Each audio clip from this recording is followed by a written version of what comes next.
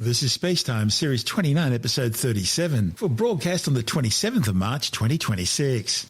Coming up on SpaceTime, solving one of the mysteries of the Small Magellanic Cloud, protecting astronauts from radiation in deep space, and another step forward in growing food beyond Earth. All that and more coming up on SpaceTime. Welcome to SpaceTime with Stuart Gary.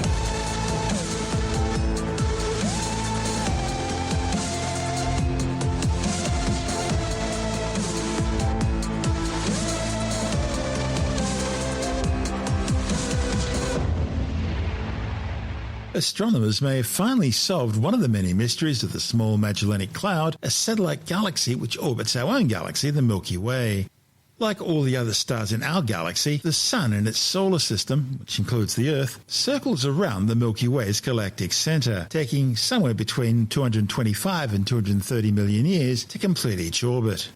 And from what we can tell, most other star systems in most other galaxies do the same around their galactic centres.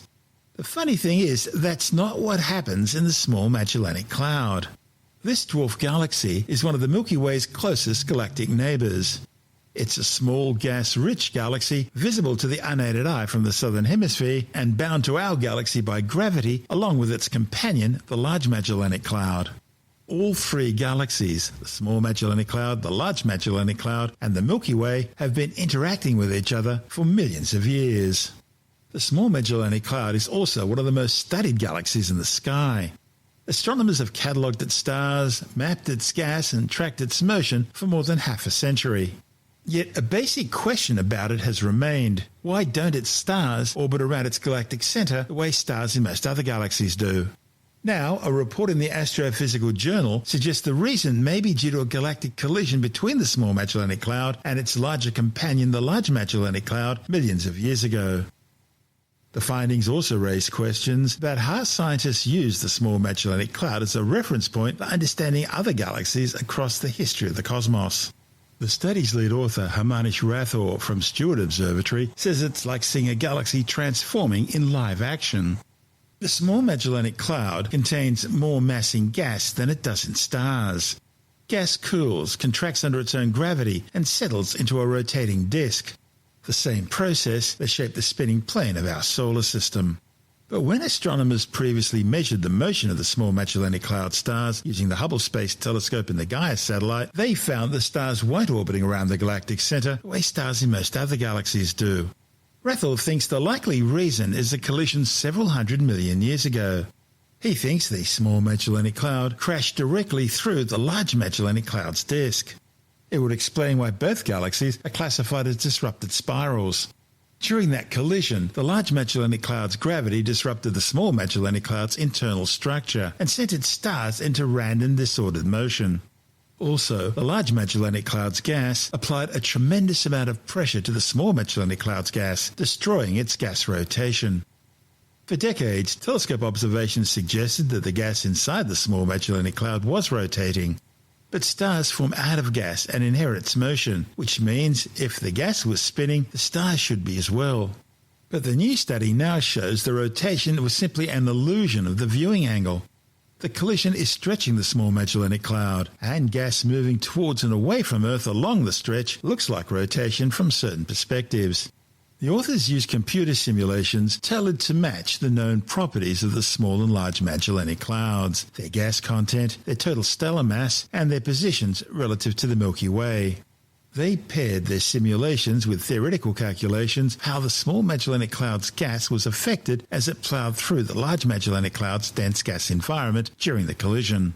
The authors also developed new methods of reading the scrambled star motions in a post-galactic collision. Tools that can now be used to properly interpret what the telescopes are actually measuring in the Small Magellanic Cloud. And that matters because the Small Magellanic Cloud is small, gas-rich, and low in heavy elements, all of which are properties that make it a standard yardstick for the kinds of galaxies that are thought to have existed in the very early universe. And a galaxy that's still reeling from a collision may not be a clean reference point. A study by Rathore and colleagues last year showed that the collision also left a physical mark on the Large Magellanic Cloud, which could help scientists probe dark matter. The Large Magellanic Cloud has a bar-shaped structure at its centre. That bar is tilted out of the plane of the galaxy as a result of the collision. Rathor says the degree of the tilt is tied to how much dark matter the Small Magellanic Cloud contains, giving astronomers a new way to measure a substance that has never been directly detected and only inferred by its gravitational influence. This is SpaceTime. Still to come, protecting astronauts from radiation in deep space, and another step forward in growing food beyond Earth. All that and more still to come on SpaceTime.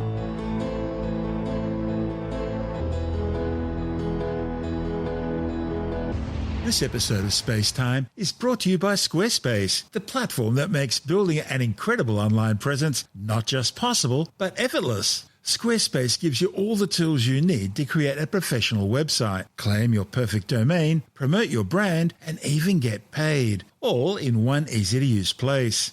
Whether you're showing off your portfolio, selling products, or booking clients, Squarespace has you covered. Let's talk about why Squarespace is recommended for anyone looking to offer professional services online. First, offering your services couldn't be easier. Squarespace gives you everything you need to impress your clients and streamline your business. You can set up a custom website to showcase consultations, events, or any experience you provide. Now, let's talk about design. With Squarespace, you don't need any coding experience to have a website that truly stands out. Their cutting-edge design suite offers Blueprint A1, a smart website builder that creates a tailor-made design based on your industry, your goals, and your personality, all in just a few easy steps. Or you can pick from a library of award-winning templates, then easily customize your site with drag-and-drop editing and stylish visuals. Every website, no matter your starting point, is fully flexible, visually stunning, and designed to help you look your very best online. So are you ready to get started? Head on to squarespace.com/spacetime for a free trial. And when you're ready to launch, use the offer code SpaceTime to save 10% off your first purchase for a website or domain. That's squarespace.com/spacetime with the code SpaceTime. And of course, there's a link to the offer code in our show notes. Build your space online with Squarespace. NASA's first manned mission to the moon in over half a century has been rolled out back onto the launch pad and is now slated for flight on April the 1st. Artemis 2 has spent the last few weeks back in the vehicle assembly building at the Kennedy Space Center in Florida, resolving a helium leak issue in the Space Launch System rocket's upper stage. The 10-day Artemis 2 mission will send a crew of 4 astronauts around the moon and back to Earth, in the process travelling further from our home planet than any human has ever ventured. As the astronauts travel around the moon, they'll be far beyond the protective shielding of Earth's magnetic field. And so their Orion spacecraft will need to keep them safe from the dangers not just of the extreme temperatures and vacuum of space, but also from exposure to radiation, both from deep space cosmic rays and from the solar wind and space weather events streaming out from the sun. During their flight, both NASA and the National Oceanographic and Atmospheric Administration, NOAA, will monitor the sun around the clock, translating space weather conditions into real-time decisions to protect the crew. Space weather refers to the changing conditions driven by solar wind and eruptions on the sun. Solar flares are the most powerful eruptions in our solar system, the strongest unleashing more energy than 1 billion hydrogen bombs. And coronal mass ejections are giant clouds of solar particles, hundreds of times the size of the Earth, that burst forth from the sun. Both solar flares and coronal mass ejections can affect technology, but the primary concern for astronauts are the solar particle events they can trigger, accelerating some subatomic particles to near the speed of light. Now, if a significant solar particle event occurs near the Artemis 2 crew, it could raise radiation levels inside the spacecraft. Too high a total lifetime exposure of radiation will contribute to an increased risk of developing cancer. So during the Artemis 2 mission, NASA will need to try and minimize the risk.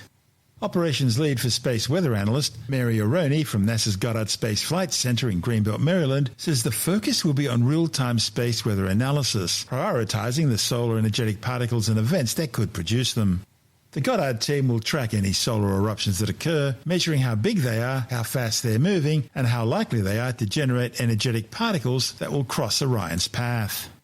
To achieve this, they'll use real-time data from sun-watching spacecraft strategically placed around the solar system. These include NASA's recently launched Interstellar Mapping and Acceleration Probe IMAP, NASA's Solar Dynamics Observatory, the joint NASA and European Space Agency Solar and Heliospheric Observatory spacecraft SOHO, and NOAA's Geostationary Operational Environment satellite GOES-19.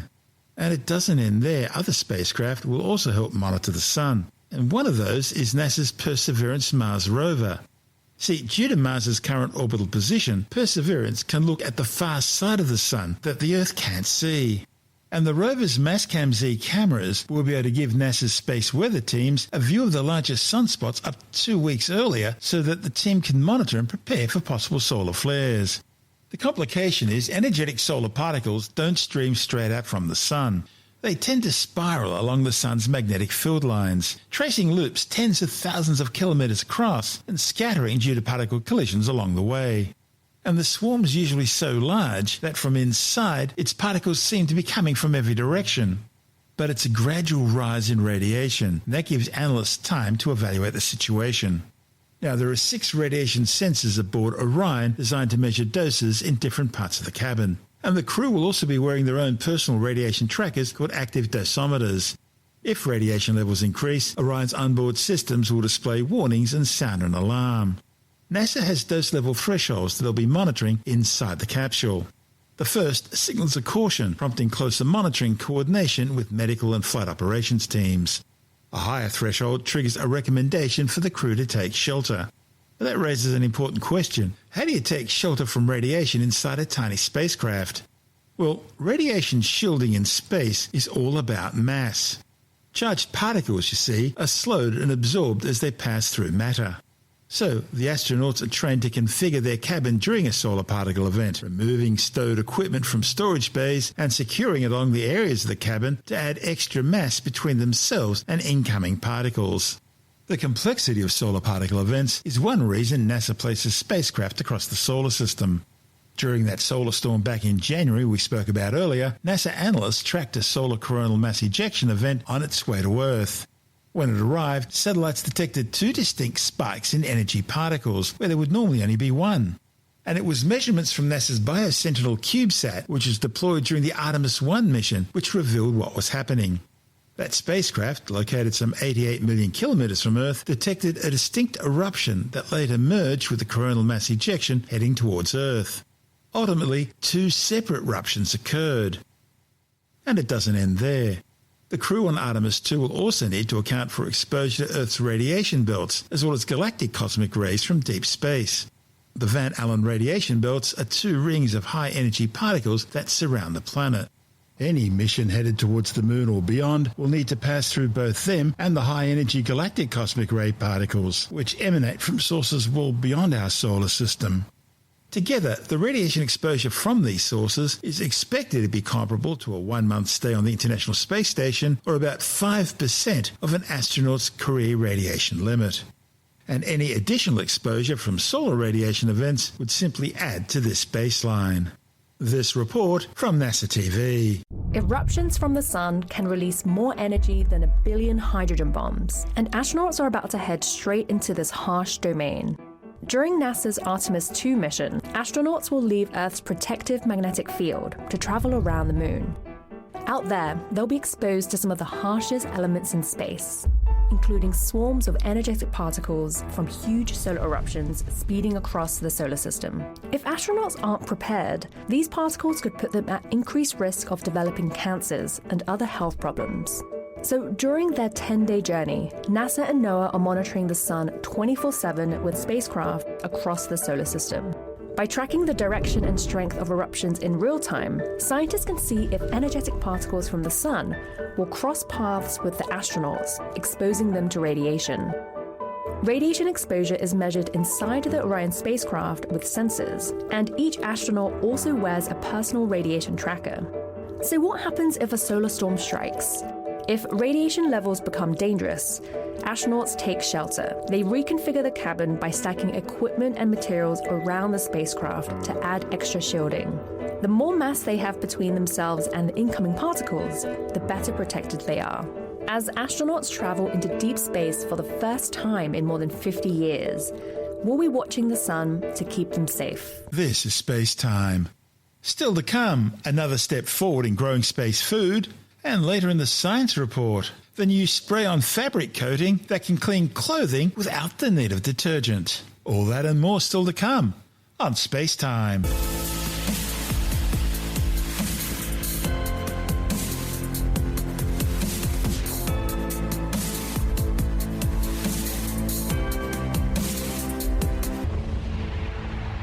Scientists have been growing plants on the International Space Station using hydroponics for some years now. But scientists are now putting their astronomical green thumbs to the test by trying to grow plants in simulated lunar and Martian soils. Problem is, lunar and Martian soils are known to be a pretty terrible medium for growing plant life. That's because they contain high concentrations of metals and don't allow water to filter through properly. Now, a new study in the journal Scientific Reports has shown that by adding fungi to lunar soil and combining that with red wiggler earthworm excrement, it gives it that je ne sais quoi needed for plant growth. And that's allowed them to grow chickpea plants. Meanwhile, in a second study, the authors followed the growth of microbes in a simulated Martian soil.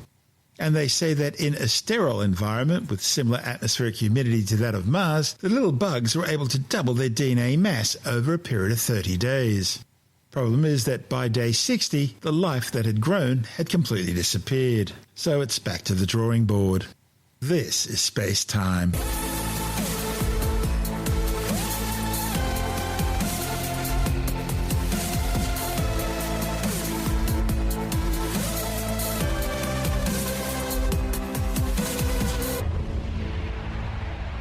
And time now to take another brief look at some of the other stories making news in science this week with a science report. A new study has found that teenagers who are more aggressive during early adolescence may also be more likely to have faster biological aging and a higher body mass index by the age of 30. The research, reported in the journal Health Psychology, followed 121 teenagers from the age of 13 until they reached the age of 30, finding that higher levels of aggression in early adolescence was a good predictor for more advanced biological aging by the time they reached 30, even after accounting for gender, family income, serious childhood illnesses, and adolescent body shape. The authors believe that this link can be explained by the impact of aggression on relationships. Teens who showed higher levels of aggression were also more likely to argue with parents and mistreat their friends as they grew older. Those continued relationship struggles, not early aggression by itself, were what ultimately predicted accelerated aging. 3 new species of rock-dwelling monitor lizards have now been formally described from the savannas of northeastern Queensland. A report in the Zoological Journal of the Linnean Society says the works revealed a previously unrecognised evolutionary lineage.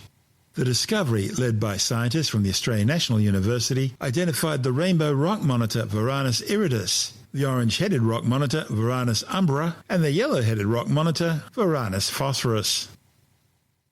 Scientists have developed a spray-on fabric coating which they say can make clothing washable without detergent for more than 100 laundry cycles. Modern laundry comes with a host of environmental issues, including the use of huge amounts of water and polluting detergents, and even increasing the release of microplastics from fabric. The new research, reported in the journal Communications Chemistry, tested a method of spraying alternating layers of 2 chemicals onto clothing to create a layer of water molecules in an attempt to prevent stains sticking as strongly to fabric. Comparing a conventional washing cycle with a rinse cycle for the sprayed clothing, the authors say the coating matched or outperformed the conventional method when it came to removing stains, bacteria and fungi. They say the method would mean applying a relatively expensive spray during the clothing manufacturing process, but as the spray appears durable after sunlight exposure and over 100 laundry cycles, this cost would eventually be offset as it could reduce water usage, electricity usage and washing time by more than 80%.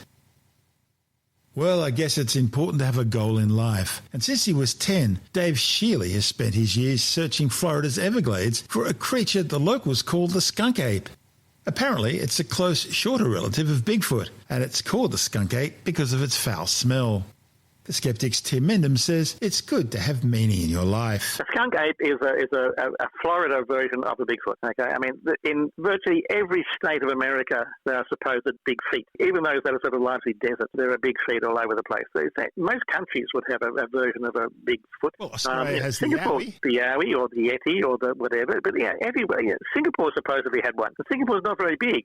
Some people were also suggesting it was a Japanese soldier from the Second World War who hadn't given in for 40 years. Anyway, there's this fellow who's got a bit of publicity lately named Dave Shealy. He runs what he calls a skunk ape research centre in Florida in the Everglades. He did film, quite a lengthy film actually, supposedly 2000, although I've seen stills from it which are labelled 1997, so I'm not quite sure of that. A film in the open, mainly very, very shaky, bit out of focus, aren't they all, of this Bigfoot, or several of them, wandering through the Everglades forest, on the edge of the forest, in and out of the trees, and then finally actually one of these things runs across this open area, almost looks like it's running towards him, but it runs sort of along his path and into some trees on the other side. It's quite, it's not a deer, right? It doesn't seem to be a bear. Is it a man in a gorilla suit? It's a man in the gorilla suit, I would dare say. Seems to be wading through shallow water because it's sort of swinging his arms around and pushing along with his legs. Yeah, I mean, it's out of focus. If it's 2000, it's not really from a smartphone with sort of technology that can remove shakes, etc. But he's now saying that he's spent a lot of years seeing it and he's had several encounters, as has others, and they keep receiving reports of Bigfoot sightings or skunk ape sightings. It's one of many people out there. They're very sincere, I think, unless he's after people to visit his research centre. The trouble is there's a lot of them out there and there's a lot of bad evidence put forward. This film is interesting. You can look at it on YouTube. There's obviously the Patterson-Gimlin film. That was the famous one taken in the 60s, revealed to be a man in a suit, or, assessed to be a man in a suit. Well, the guy who sold the suit admitted it. Have they admitted it? Yeah, the guy who sold them the suit admitted it. Oh, right. The guy who sold the suit admitted it. Okay, so this one I think will turn out to be sort of a man in a suit as well. It says here the skunk ape is over 6 feet in height, hairy and foul-smelling. That sounds like every bouncer I've ever met. Okay, this is a Bigfoot bouncer running across between clubs in the Everglades. It's another story, another bit of fuzzy evidence. Someone suggested that big feet have this psychic ability to make photos go blurry. Yes, that's Expedition Bigfoot again there, where they have this remarkable power both to become invisible on will and also to make electronics go haywire on will. That's right. So they're very sophisticated for something that lives in a cave and eats grubs and rocks. Well, this is actually now because they're suggesting that they're interdimensional. That's right, they disappear, which is hard to way when you can find them. Well, they come from other universes, this sort of things. They haven't found a Bigfoot body, haven't found Bigfoot bones. They found other bones, but they haven't found Bigfoot bones.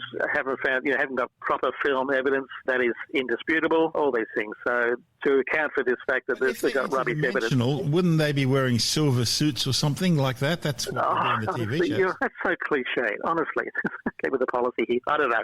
Don't look for logic in these things, Stuart. It's not logical. They say it's interdimensional because they've got rubbish evidence, so they have to find another reason why there's rubbish evidence. And one of them is suggesting that the psychic powers of Bigfoot can destroy the evidence, or that they are interdimensional and they don't leave anything behind. And there's so many people doing this. There's so many TV shows of people sort of in the middle of the forest at night, always at night. This one's not at night, there's a actually, new one by the way. coming out. Bigfoot abducts a girl. It's coming up on HBO. Yeah. Well, that's been happening before as well. Bigfoot have been abducting people. It happened up in Queensland too, actually. Someone claimed they got abducted. In fact, one of the very first sightings or claims of Bigfoot is about a miner or a forester or something like that in northwest US being kidnapped by Bigfoot and taken to their sort of Bigfoot camp. That's a long time ago. That's sort of Did they have their way with him, or what happened then? I think he didn't like to talk about it. I'm sorry. It's one of many bits of evidence. That's the Skeptic's Tim Mendham, and this is Space Time.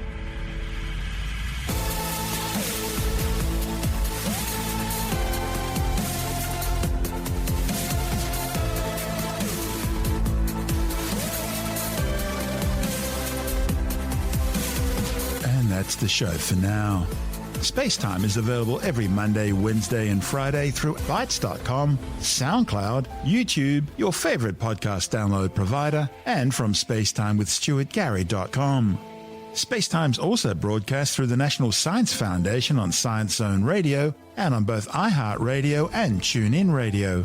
And you can help to support our show by visiting the SpaceTime store for a range of promotional merchandising goodies, or by becoming a SpaceTime patron, which gives you access to triple-episode commercial-free versions of the show, as well as lots of bonus audio content which doesn't go to air, access to our exclusive Facebook group, and other rewards. Just go to SpaceTimeWithStuartGarry.com for full details. You've been listening to SpaceTime with Stuart Gary. This has been another quality podcast production from Bytes.com.